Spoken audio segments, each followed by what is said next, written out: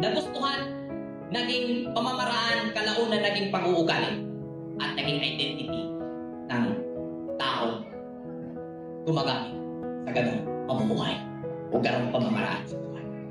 So ngayon, bumaba si Yahweh.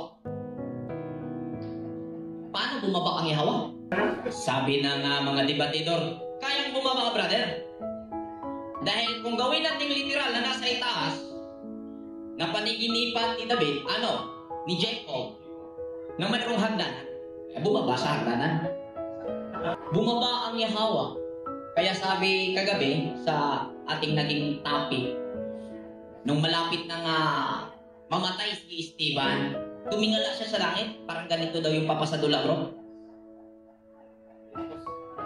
Tapos tumagos kanyang paningin at nakita niya roon sa trono ng Elohim na nakatayo sa right side ang Messiah.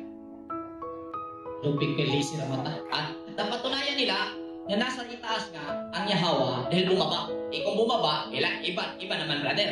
Pag bumaba na nasa mababa na. Ano ba tawag nun? Hindi na yung bumaba. Lumakan na lang.